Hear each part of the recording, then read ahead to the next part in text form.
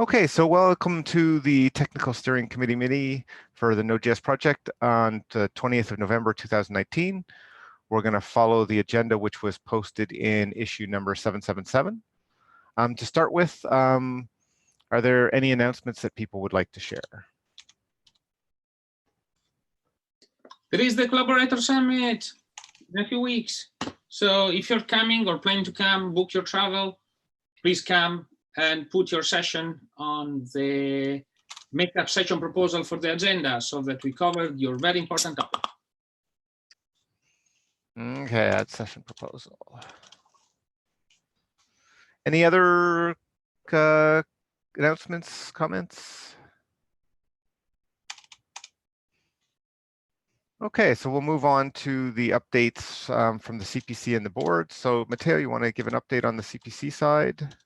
On the CPC, everything is, a lot of the attention is being focused on approving the charters for all the 30 projects that needs to be approved. This will include ours. I think CONCOM has already done their related changes. I was planning to do some of the work myself, but I'm currently very much strained, so I will need some help by the TSC, by the rest of the members of the TSC in doing some of that admin stuff. So the charter update, I think we did a while back. Oh, we did a while back already? Yeah, okay. I did do that. I did an initial charter update. It's probably worth a pass through just to make sure that if there's any new sort of asks or whatever that we cover. Let me share with you let me put into the note the link on the Cross Project Council for Node.js onboarding, and this is related to us. Probably not here. Just project onboarding. So this is the. Just a second, I am getting it. And Node, okay, so, and here we go. I'm passing it straight into the chat. We need to do our own part on onboarding, and there is some of the things that are already being done, I assume, because they were already in there. But we need to probably update our code of conduct and check if our code of conduct needs to be updated, and make sure that we respect all the other bits and bobs. Yeah. So just so that you know, it's I need some help in some of this. So if somebody can help, I will be very happy to coordinate.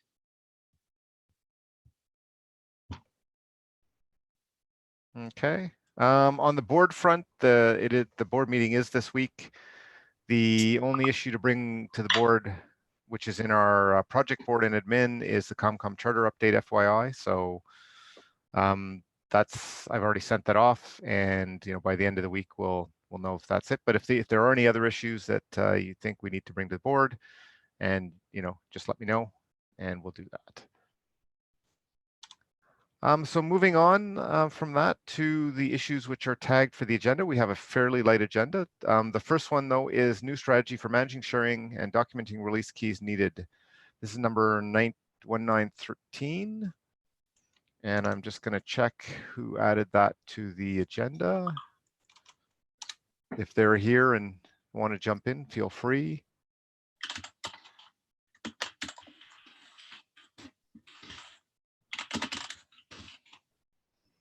So I guess there's concern over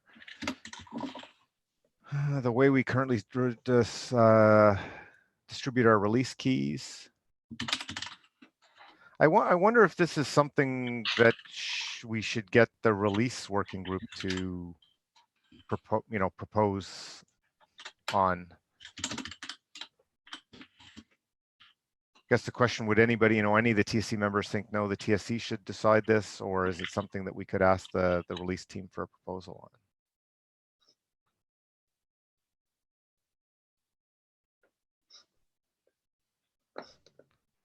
Given that I don't hear any objections, Bethany, do you think it makes sense to ask the release team to propose what makes sense here?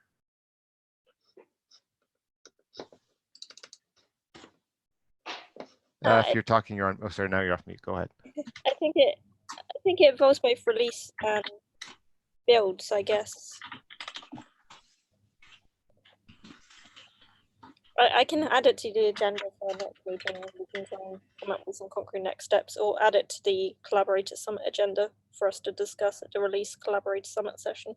Right. That would make sense to me. I'm just thinking it's like in terms of build, it's just a matter of, because today, does it involve build at all? In terms other than publicizing the keys, or I guess there's a build component that uses the keys to sign the releases or something. Yeah, I think Rod's taking like asking for all of our keys, so he's kind of coordinating some of it.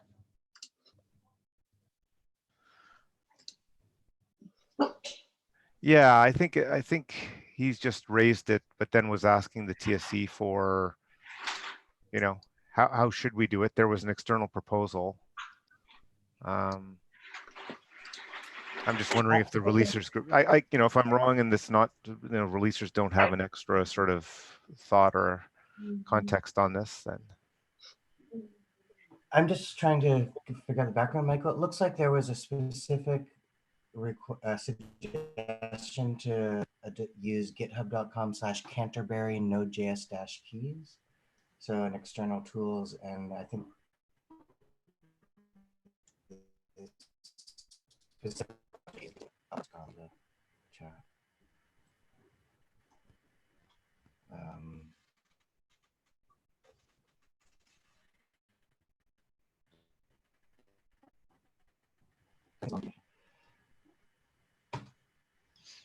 that might have been the question that caused this to hit the agenda. Okay. I guess it's Richard added it to the, okay. Yeah, I guess even Richard suggests maybe it falls under the release working group, but. Yeah. My take on this is whatever the release working group wants to do is probably reasonable, and that GitHub repo looks like a reasonable setup for keys if that's what makes the release. Right, and that's kind of where I was going. I think most of the TSC, if the release team said this is reasonable, we would say sure, right? Okay, I can make sure it's discussed at our meeting and we can choose our best option. Okay, discussed in TSC meeting. Bethany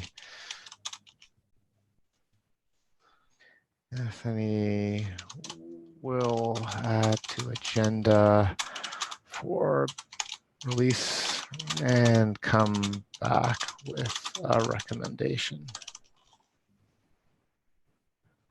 Okay, and I guess so I will take this off the TSC agenda if people agree and put it onto the build agenda. And then I guess, Bethany, if you can put it back onto the agenda, you know, if and when we need the TSC to comment again, does that make sense? Yep. Okay. Do I have a build agenda here? Build agenda, yeah, okay. Okay, so moving on to the next issue. It is the Collaborator Summit in Montreal. I think we've already had the heads up. I don't know if Matteo, you want to add anything more again? No, not really. Apart from, you know, well, it would be a quick sanity check on which member of the TSC are coming. But that's just me making sure that we have a good coverage of people over there. I'm just looking from the people who are here, like I'm going to be there. Who else is going to be there? I'll be there. Trish mentioned he's going to be there.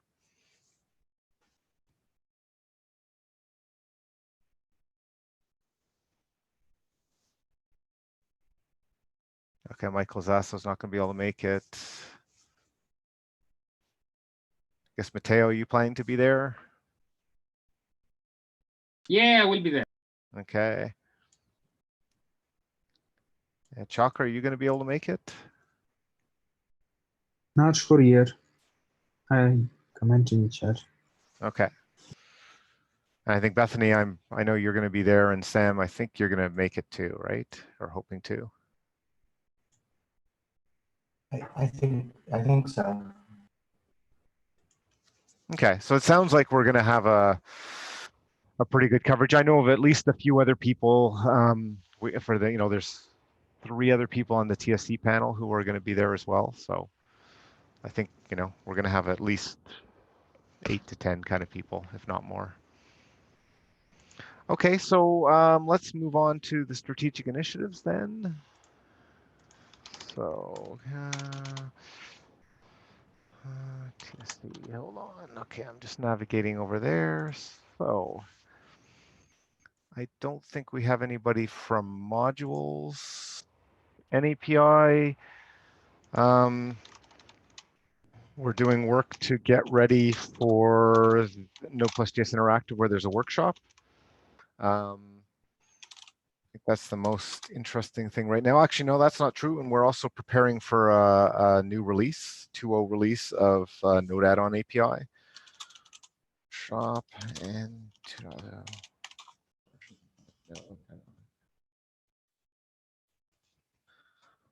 We don't think it's 2.0 only because there's some things which are technically breaking, but we don't think they'll affect any existing code.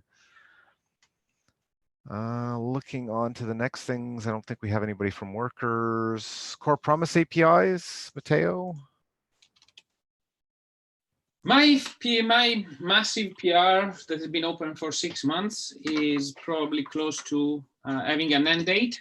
So it's kind of ready to land right now. So if you would like to take a look, it's going to add experimental promise support for event handlers. This is especially due to fix a very common mistake that developers do of using async functions as event emitter handlers. And so if that async function projects, you will end up with an unknown rejection because there's no way for the user to catch them. So what this PR is going to do is adding catch, an automatic catch to those functions. So I am putting it back here. This is, I would say, ready to land. It has been iterated over since May, more or less, and I've been thinking about it way before that. So please check it out. And yeah. Okay. Okay. V8 currency. Michael, anything on that front? Nothing special to say. Okay.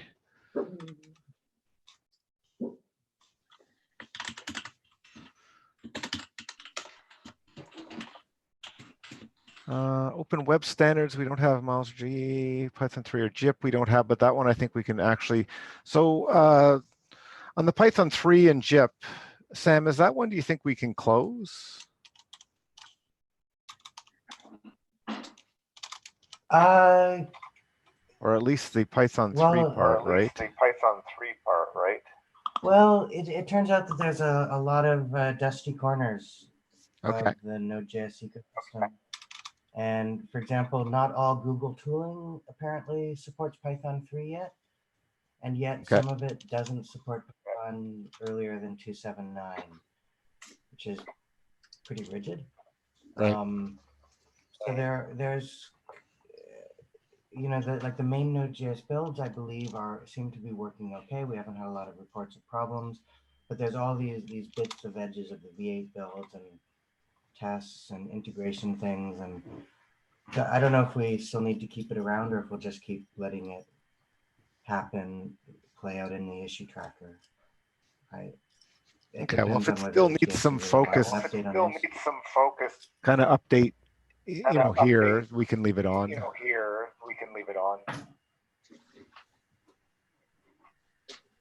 Okay. I'm looking at the, sorry, yeah. And I think that's the list of strategic initiatives that for people we have here. I did want to spend maybe just a couple minutes. I've been talking to Ben Norhouse, and he's been looking at CMake as an alternative to JIP for building Node itself. And I think he's getting close to the point where he's going to have a proposal. And I'm thinking that, you know, if we do want to go down that path, we should probably add it as one of the strategic initiatives. And I guess the first question here is like, do people think that's a good direction to go into? You know, looking at CMake versus JIP versus, you know, other options like GN. Is there support for that, and does it make sense to make it a strategic initiative? Is kind of the first question.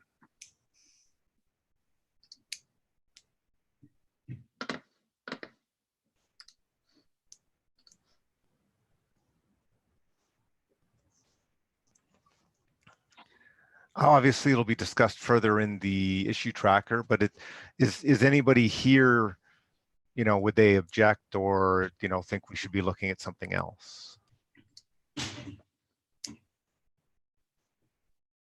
I mean, from my perspective, I would be interested to know what is the existing challenges with respect to the current tooling. If there is nothing which is identified as a blocker for our daily, you know, build and integration stuff, I would be happy to continue as is, and probably I will look at spending time on clearing the backlog of issues and you know, issues that are facing the users. How do we contribute better, etc. I mean, in short, if the tooling is doing good job, not necessarily make any changes to that. Yeah, I guess the issue discussed is that JIP is no longer supported by Google. So our choice is support JIP ourselves going on forever, or choose something else. We have, I mean, I don't remember top of my head, we ever contacting Google for any of the issues as such. Did we?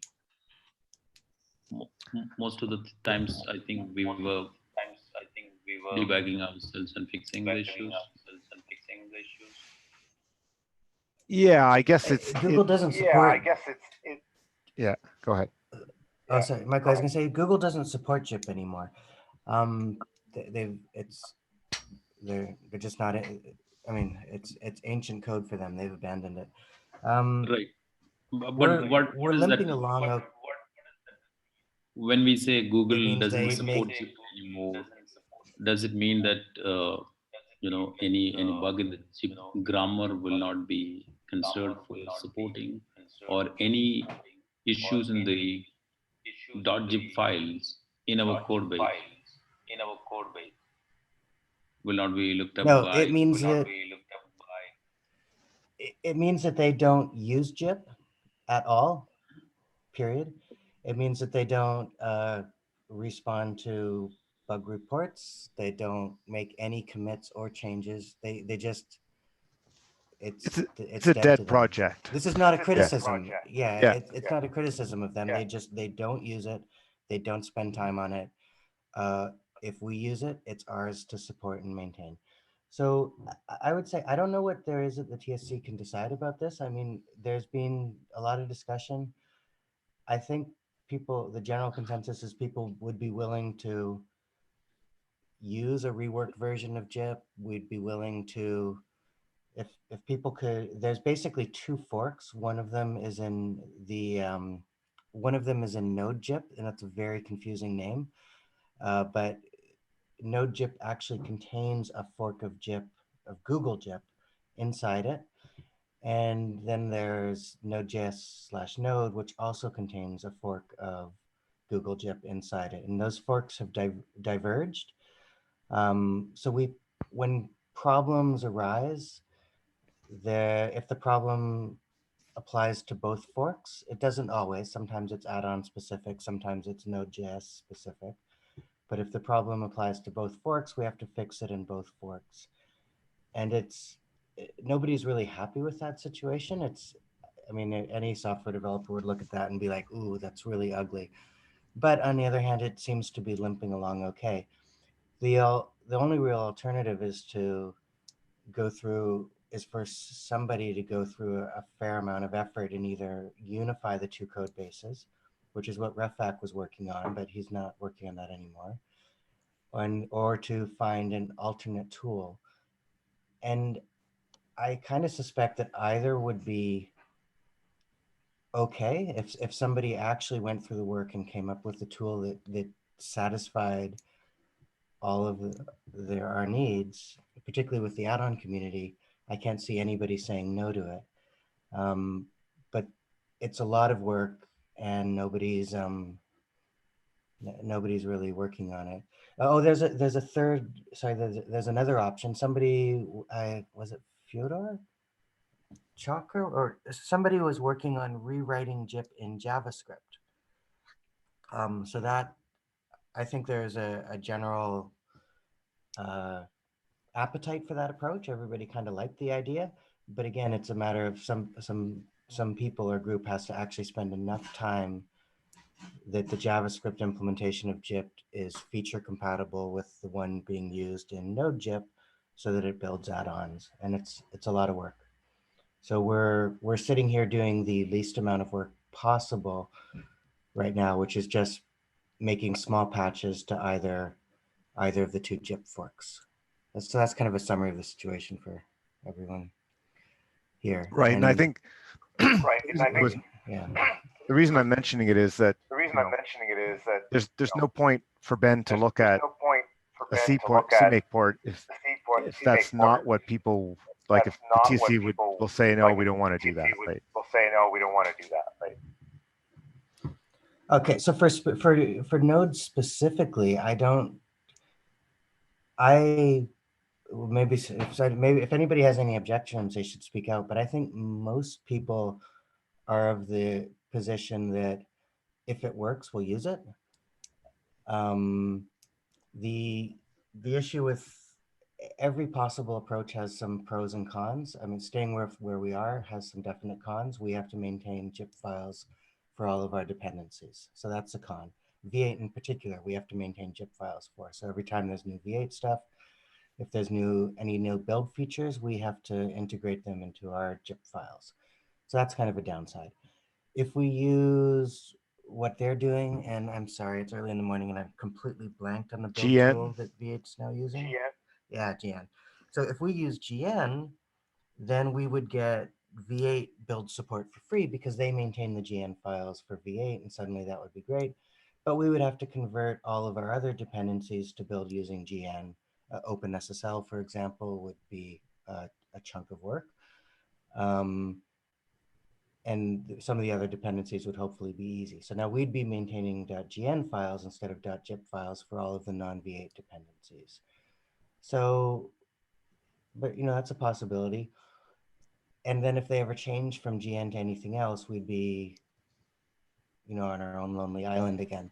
So the other possibility is CMake, where we just kind of bite the bullet. We use tooling that's many C++ developers are familiar with, and that's used by libuv. Actually, I take that back. I think libuv is using auto tools.